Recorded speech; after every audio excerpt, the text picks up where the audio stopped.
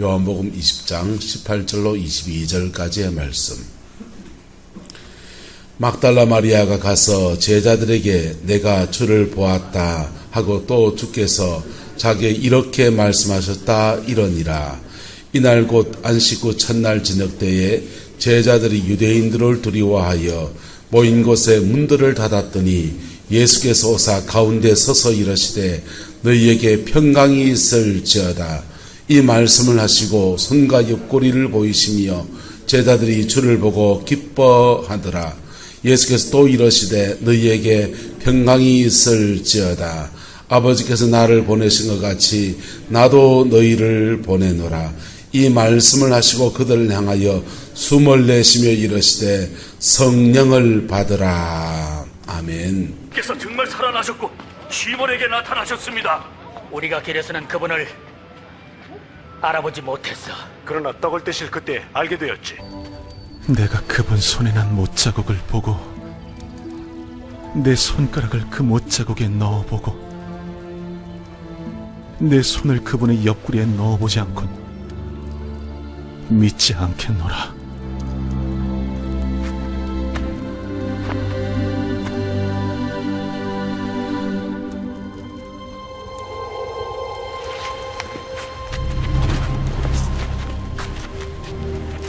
너희에게 평강이 있으라.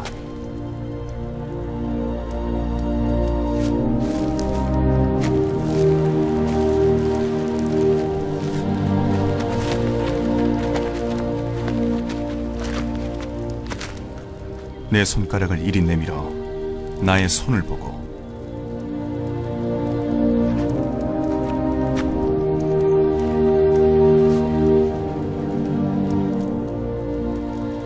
내 손을 이리 내밀어 내 옆구리에 넣어보라. 믿음 없는 자가 되지 말고 믿는 자가 되라.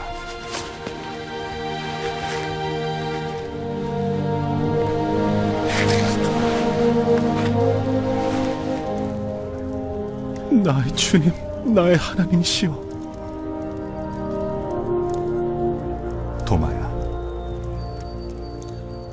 너는 나를 봄으로써 믿었으나 보지 않고 믿는 자들은 복이 있도다.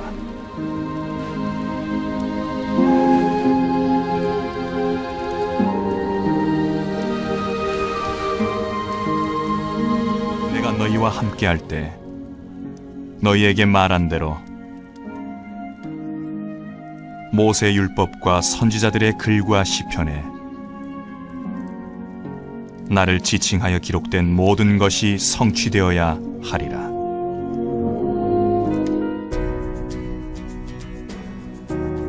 예수님의 제자들은 주님의 십자가 순환을 보면서 감당할 수 없는 두려움에 빠져 골방에 숨어 있었습니다. 챔피언을 이기면 다른 경기를 치르지 않아도 모든 선수를 다 이긴 것과 같이 사망을 이긴 예수님께 속한 자는 어떤 문제라도 다 이긴 자로 살 수 있습니다.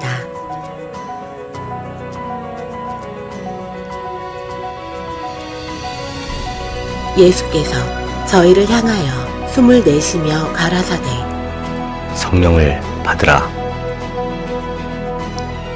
성령을 보내심은 부활하신 예수님의 재창조 역사입니다. 하지만 부활하신 예수님께서 다시금 마른 뼈 같은 우리에게 숨을 내쉬며 생기를 불어넣으신 것입니다. 베드로가 성령 충만하여 설교하니 3,000명의 마른 뼈에 생기를 불어넣게 되었습니다.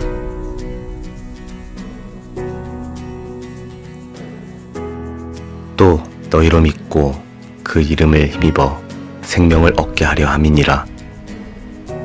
부활하신 예수님은 손과 발에 못자국, 옆구리에 창자국 등 상처를 가지고 제자들을 찾아오셨습니다. 이는 실패자의 모습이 아니라 오히려 사망 권세에 이기신 영원한 생명의 증거가 됩니다. 생명력을 더해 주십니다.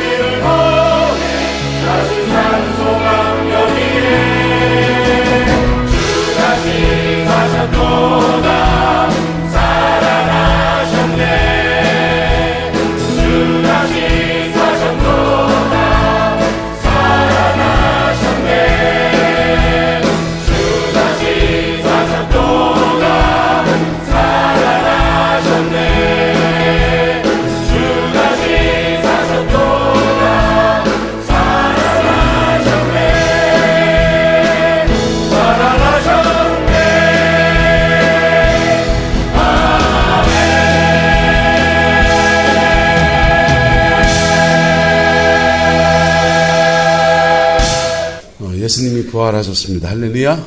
2000년 전 이미 일어난 사건이고 이 진리 앞에 자신의 몸과 마음을 드러낸 사람마다 그 영이 살아나고 뭐가 살아나고요? 영이 살아나고 그 다음에 죽음을 이기는 은혜를 얻어서 여러분의 장례식은 천국의 입성식이 될 것입니다. 할렐루야. 그리고 주님이 오시는 날에 다시금 부활하는 영광의 역사를 덧입게 될 것입니다. 오늘 예수님께서 그 막달라 마리아와 다른 제자들에게 나타나셨어요. 나타나셔서 주님이 첫 번째 하신 것이 무엇인가 하면은 영상에 다 얘기했죠. 첫 번째는 주님이 너희에게 평강이 있을지어다 그랬습니다. 할렐루야. 주님은 그 다락방 담아 주님이 죽으시기 전에 마가의 다락방에서 성만찬을 가지며 제자들과 깊은 얘기를 나누셨는데 그때 내가 너희에게 평강을 주노니 내가 주는 것은 세상이 주는 것과 같이 아니하다 그랬습니다. 그런데 지금 이 사람들은 그 평강, 주님이 평강을 선포하셨는데도 십자가의 죽음과 부활이라고 하는 엄청난 사건을 겪으면서 그들의 마음속에 평강이란 평강은 다 사라져버리고 없었습니다.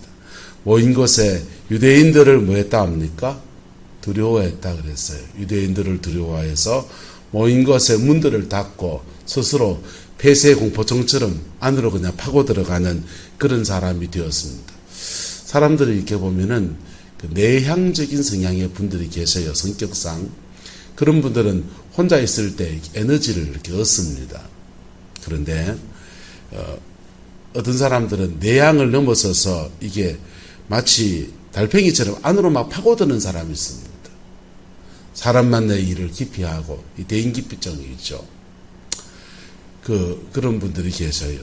그런 분들을 자세히 상담을 해보면 사실은 사람으로부터 받은 상처나 또는 두려움들이 그에게 있는 경우가 있습니다. 부산에 있을 때인데 한 분 가정에 전도하러 가자 해서 따라갔더니 신방 갔는데 이분이 방 안에恩거해 있고 방에 불도 안 켜놓고 계속 깜깜한 데서만 그렇게 보내시는 거예요. 남자분이신데 언제부터 이랬냐 하니까 한 20년 그렇게 됐다는 거예요.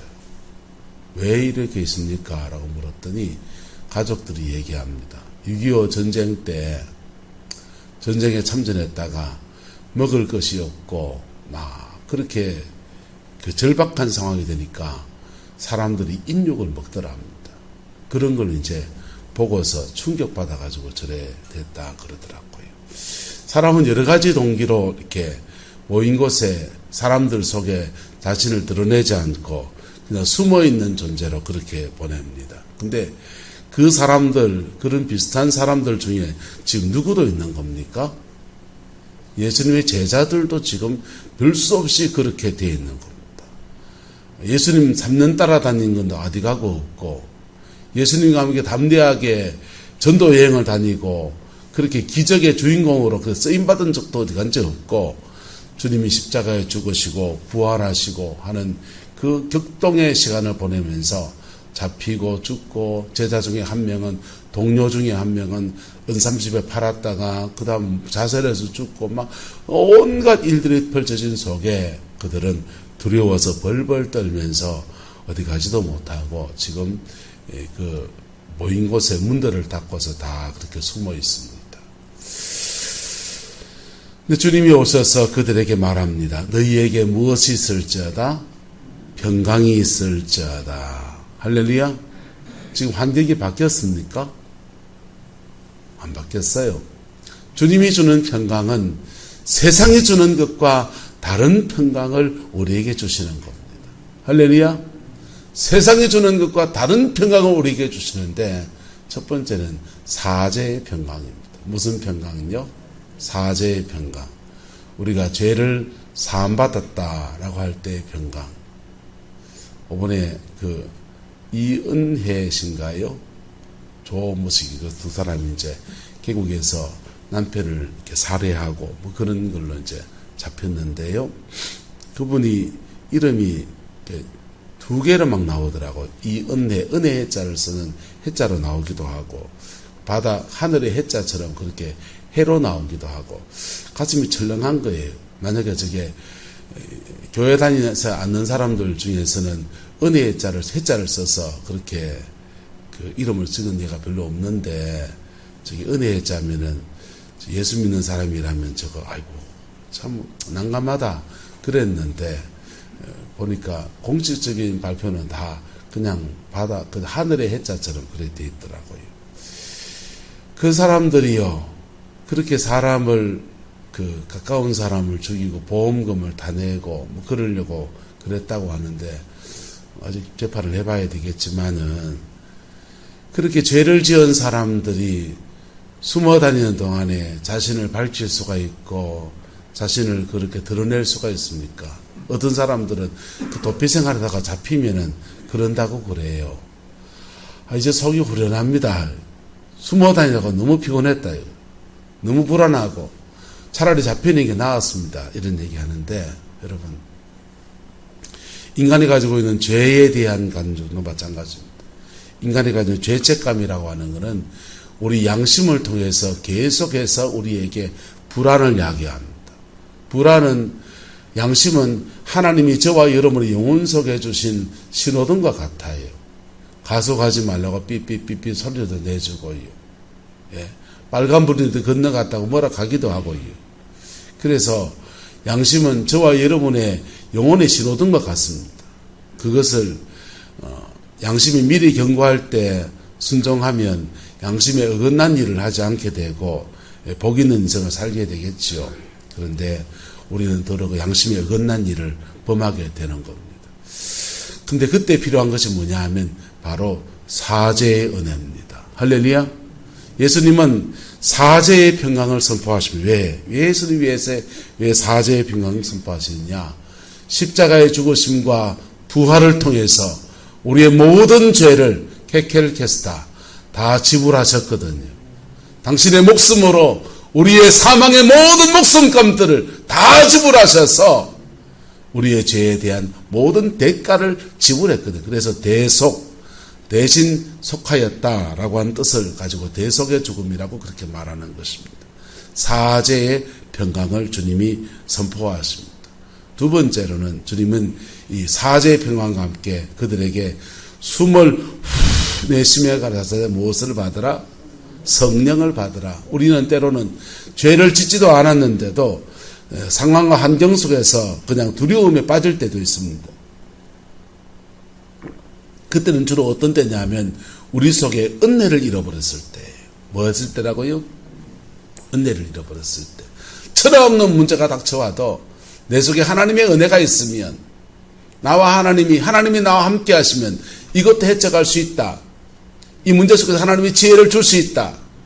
그렇게 믿음을 가지고 기도하며 나가면 헤쳐나가지고 뚫고 나가지고 극복해 나가는 줄 믿습니다.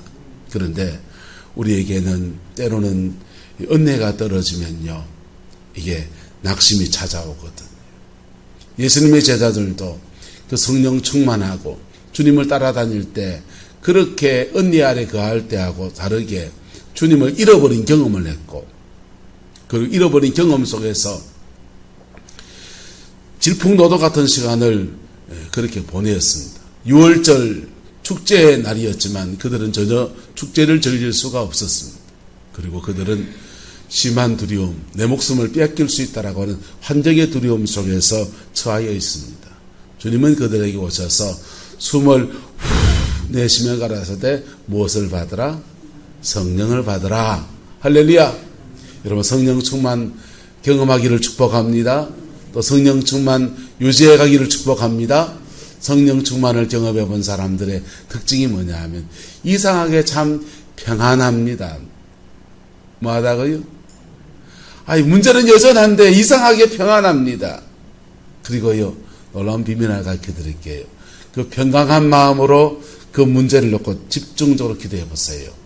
그러면 하나님이 그 문제를 헤쳐갈 지혜를 주기도 하고, 한 발짝 한 발짝 내딛고 나갈 때 그냥 등불을 들고 앞으로 이렇게 나가다 보면 서서히 어둠이 물러나가듯이 그 삶의 환경들을 뚫고 나가면서 하나님의 은총 안에서 정복의 역사가, 돌파하는 역사가 일어나게 되는 겁니다. 할렐루야.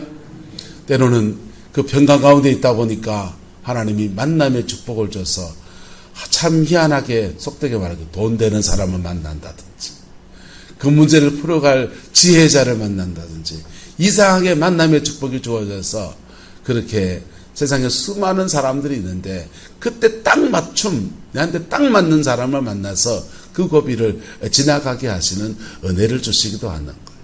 문제는 우리가 기도하면서 하나님의 평강 안에 거하여야 되고, 평강 가운데 하나님께 좀 집중하고 기도하며 나가는 것이 필요한 것입니다. 그렇게 주님은 이 몇 가지 뜻을 두고서 불안해하는 제자들에게 너희에게 평강이 있을지어다 라고 선포하십니다.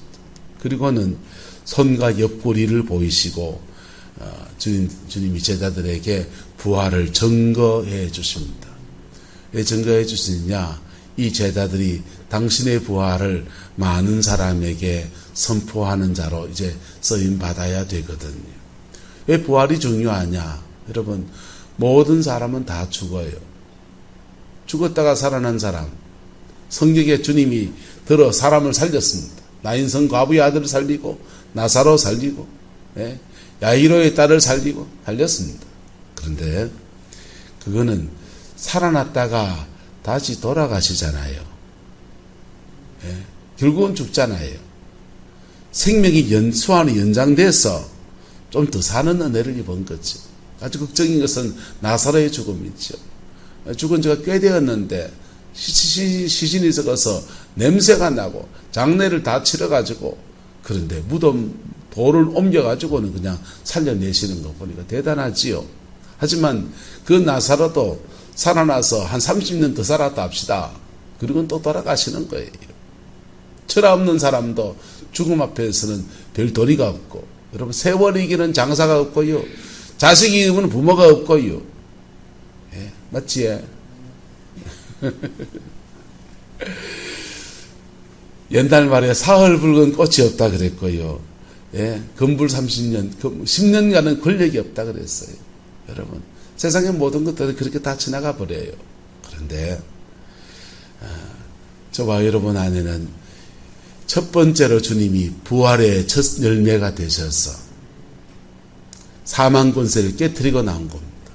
당신 혼자 덩그러니 부활하고 난 살아났지롱, 나처럼 하면 너도 살 거다 이러고서 하늘로 가신 게 아니고, 주님이 부활하셔서 당신의 그 부활의 생명을 우리 모두에게 주시는 거예요.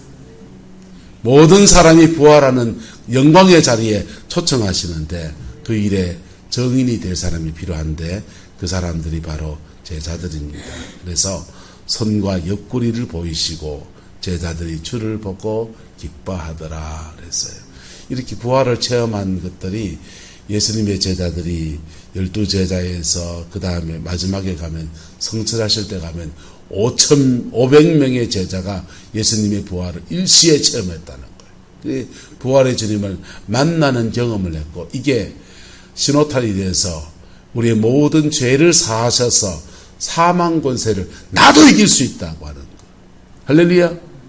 사망 권세를 나도 이길 수 있다는 거. 그것도 예수님이 이겨놓으신 그 은혜 아래서 나도 이길 수 있다고 하는 그 역사에 동참케 하십니다. 주님은 또 말씀하시면 너희에게 또 뭐합니까? 평강이 있을지어다. 두 번째 말씀하셨죠. 그리고는 나도 너희를 보낸다 이렇게 말씀하셨어요. 그리고 말씀하십니다. 이 말씀을 하시고 그들을 향하사 숨을 내쉬며 가라사대 무엇을 받으라? 성령을 받으라. 할렐루야. 여러분, 성령을 받는 것, 처음 받는 것을 중생이라고 합니다. 뭐라고 한다고요? 제가 장로교 목사니까 장로교 교리를 따라서 설명합니다. 장로교 교리는 중생할 때 성령을 받는다라고 말해요. 중생할 때 예수님의 영이 우리 안에 들어오신다.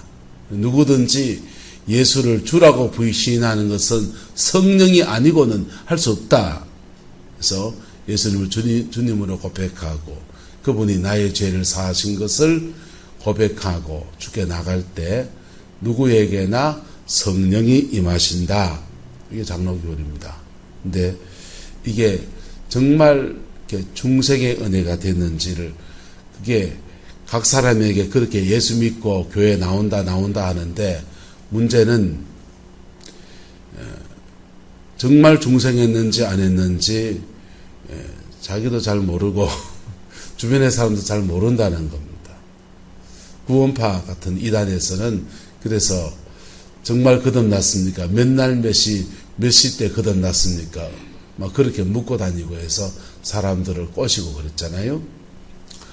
근데 내가 정말 예수 믿고 거듭났는지 안 났는지를 다른 사람이 보면 알 수도 있는 때가 옵니다. 그게 문제입니까? 그게 그가 깊은 회개를 할 때예요. 뭐 할 때요? 피 묻은 십자가 앞에 정말 통회하고 정말 회개할 때 야, 저 사람이 거듭나지 않았다면 누가 거듭났겠느냐? 그거 하는 거. 그래서 하나님이 여러분을 거듭나게 했는지 안 하게 했는지 저는 잘 모를 수 있어요. 그런데 간증을 들어보고 이렇게 얘기를 나누다 보면 이분 정말 예수 만난 사람 맞구나 이런 거 고백할 수 있습니다. 그래서 제가 계속 중생을 강조하는 거예요. 거듭나야 합니다. 할렐루야. 거듭날 때 성령이 죄사함을 받았기 때문에 죄인 속엔 들어오지 않으시는데 만물 안엔 충만해도 죄인 속에서는 들어오지 않으시는데 그런데 거듭난 자에게는 죄사함을 받았기 때문에 그 속에 들어오시는 거예요. 그래서 예수를 믿는 자에게는 자기 안에 증거가 있다라고 했어요. 이게 중생의 은혜입니다. 주님은 제자들은 이미 예수님 따라다니면서 중생했습니다. 베드로가 예수님 따라다닐 때 주여 나는 죄인으로소이다. 나를 떠나소서 할 때 주님 말합니다. 너는 이제부터 이름을 게바라고 안 하고 베드로다 시몬이다 안 하고 게바 베드로라고 하리라. 이 반석 위에서 내 교회를 세우겠다. 이런 말씀을 주십니다. 신분이 바뀌었고 거듭났습니다. 그런데 그들 속에는 성령이 안 들어와 있는 거예요. 왜 안 들어와 있느냐? 십자가의 구속의 사건과 부활의 사건이 아직 안 일어났거든요. 그래서 부활하신 주님이 부활하시고 난 뒤에 인간의 죄를 속하시는 모든 사역을 다 감당하시고 난 뒤에야 주님이 오셔서 숨을 내쉬며 가라사대 무엇을 받으라? 성령 받으라 그러신 거예요. 그때 중생한 제자들, 이미 중생한 제자들에게 성령을 부어주셨습니다.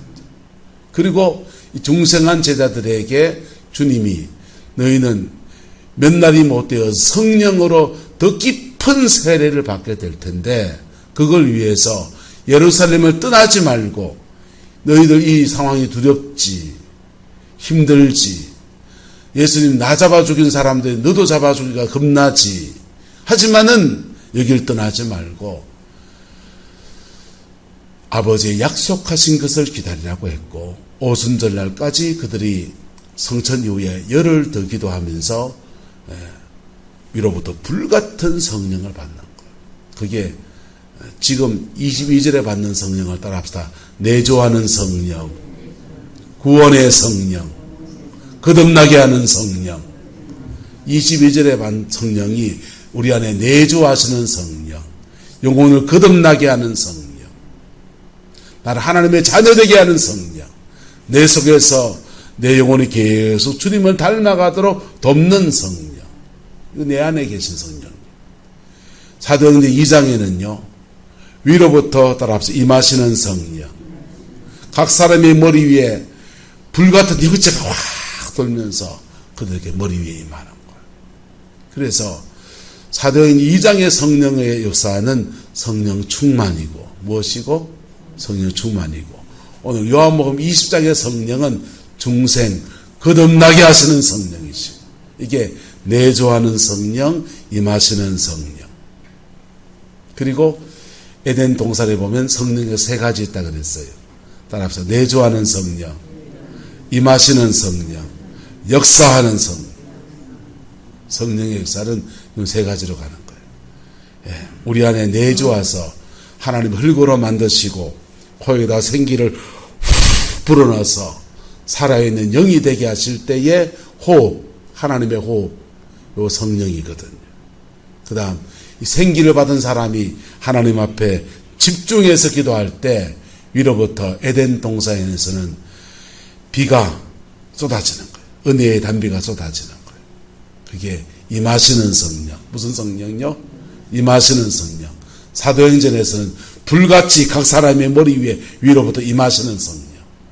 예수님의 머리 위에는 비둘기같이 임하시는 성령. 여기 임하시는 성령. 할렐루야. 임하시는 성령을 받은 사람들이 그 하늘에서 비가 내려오면요, 그 비가 땅을 흐르는 거예요. 땅을 흐르는 성령을 따라합시다. 역사하는 성령. 에덴 동산에는 4개의 강이 있잖아요. 4개의 강이 있는데 그 강을 따라서 역사하는 성령이 역사하시는 거예요. 역사하시는 성령과 함께 내조하는 성령을 받은 사람들이 성령 충만한 임하시는 성령 안에서 충만해진 사람들이 흐르는 강물과 같이 경작하고 정복하고 지키고 다스리고 하는 에덴의 영광을 이루어가는 겁니다. 사도행전의 역사는 바로 그런 역사지요. 내조하는 성령을 받은 사람들이 위로부터 불같이 임하시는 성령 받아서 그 성령과 함께 이 땅에 역사하는 그 성령의 사람으로서 쓰임받으면서 5,000명을 회개시키고 3,000명을 회개시키고 가는 데마다 기적과 이적을 행하면서 복음을 전파해 나가는, 교회를 세워가는 놀라운 역사인 것입니다. 할렐루야. 주님은 그 첫 단추로 그들에게 말합니다. 숨을 내쉬며 가라사대 무엇을 받으라? 성령 받으라. 할렐루야. 저와 여러분들은 구속의 역사가 이루어지고 난 뒤에 예수 믿습니다. 십자가 짓기 전에 예수님 믿으신 분 아무도 없어요. 십자가에 죽으심도 다 이루었고요, 부활도 다 이루었고요, 성령 강림도 다 이루었습니다.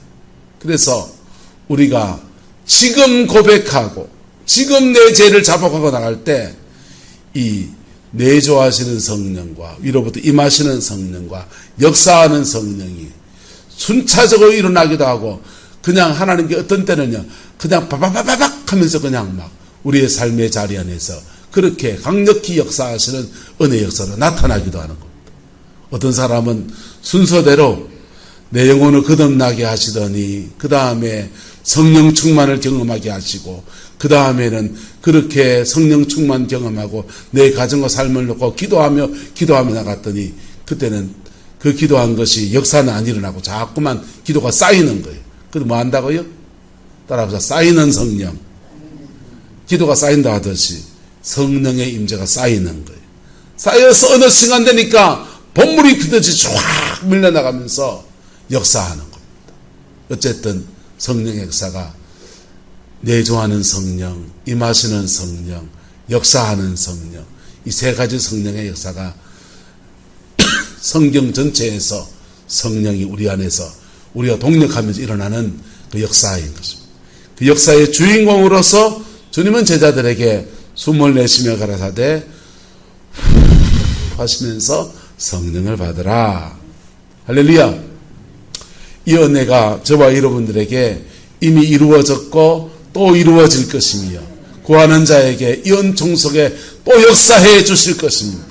이것을 믿음으로 붙들고 그 은혜 앞에 나가는 모든 자에게 이미 이루어진 십자가의 구속의 사건과 부활의 사건 안에서 주님은 오늘도 성령을 숨을 후 내쉬며 가라사대 성령을 부으시고 그리고 우리에게 우리가 그 은혜 안에서 구하며 나갈 때 더 성령 충만하게 임하여 주시고 그리고 임하신 성령과 함께 내 삶의 자리 안에서 역사하십니다. 역사할 때 병고침도 일어나고 역사할 때 복음이 풀어져서 가족 구원도 일어나고 역사할 때 교회도 불같이 일어나고 역사할 때 대한민국 가운데 정치, 경제, 사회, 문화 전반에 놀라운 은혜가 오는 거예요. 우리나라도 보세요.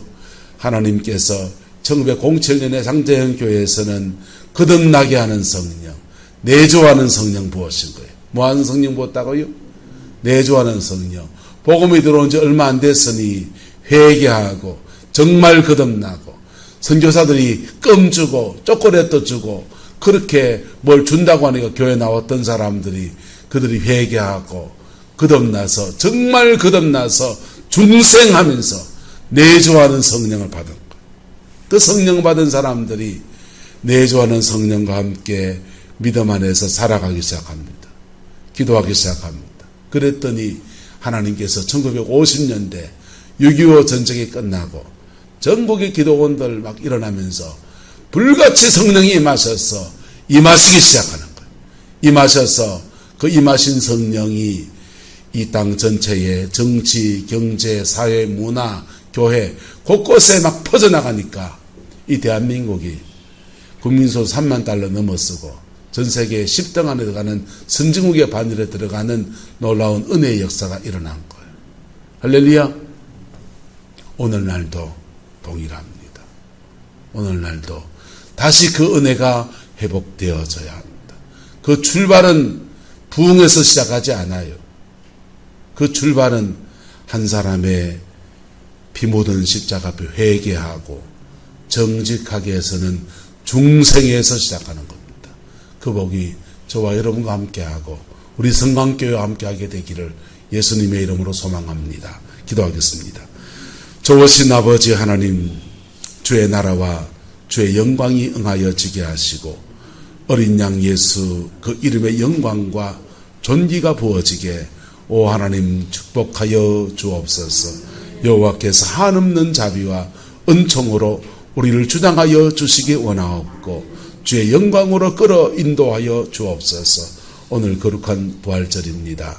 주의 백성들이 예배하러 나올 때에 아버지 각 사람의 심령 속에 성령을 부어주시고 아버지 마음의 깊은 평강도 주시고 삶의 자리에 헤쳐나갈 수 있는 담대함도 더하여 주셔서 아버지 주님과 함께 승리하는 믿음의 생활 되게 축복하여 주옵소서. 여호와께서 함께해 주시기 원합니다. 예수님의 이름으로 축복하며 기도드리옵나이다. 아멘.